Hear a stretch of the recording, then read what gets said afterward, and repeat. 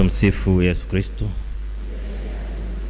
Mheshimiwa Rais wa Jamhuri ya Muungano wa Tanzania, Mheshimiwa Rais mstaafu, Mheshimiwa Makamu wa Rais mstaafu, Waziri Mkuu mstaafu, Mheshimiwa Spika wa Bunge la Jamhuri ya Muungano wa Tanzania, Mheshimiwa Naibu wa Spika, Mheshimiwa Baba Paroko na mapadri wengine mliopo pamoja nasi, familia ya marehemu, viongozi wote mlioko hapa na ndugu waumini na waombolezaji.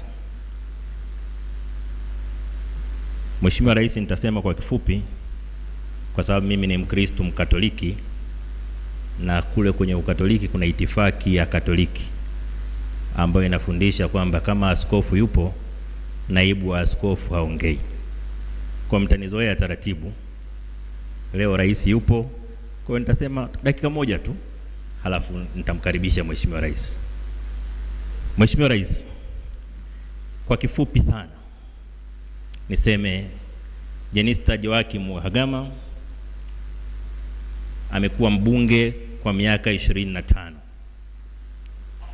Amekuwa naibu waziri kwa mwaka mmoja na waziri kwa miaka 10.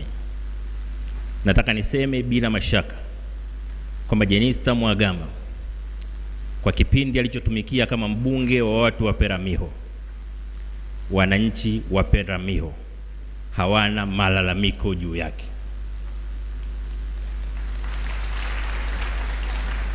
Mheshimiwa Jenista Mhagama alikuwa mtumishi wa kweli wa watu wake.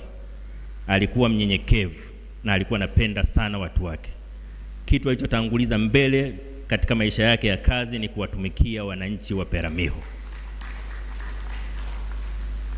Na hata alipopata nafasi ya kuwa waziri hakuacha kuwatumikia wananchi wa Peramiho, lakini vile vile aliguswa sana na watu wanyonge wa kawaida. Ndio maana leo wanyonge wa Peramiho wana uchungu zaidi kuliko mtu yoyote, kwa sababu wanajua mpiganaji wao, mtetezi wao ameondoka, ametangulia mbele ya haki. Ni ombi letu kwamba wapate mtumishi mwingine wa aina yake.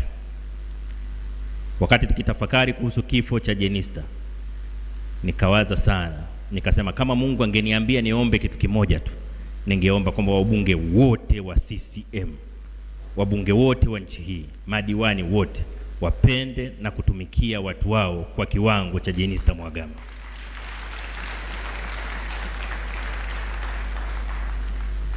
Tumeletwa duniani sio kuishi tu, lakini pia kutumikia wenzetu. Ni utumishi kwa binadamu wenzetu unaotupa heshima mbele ya Mungu na unaofanya watu watukumbuke kwa kazi tulizofanya. Mheshimiwa Rais, bila kusema mengi zaidi, namuomba Mungu ampokee mahali pema peponi Jenista Mhagama, na kwa heshima kubwa na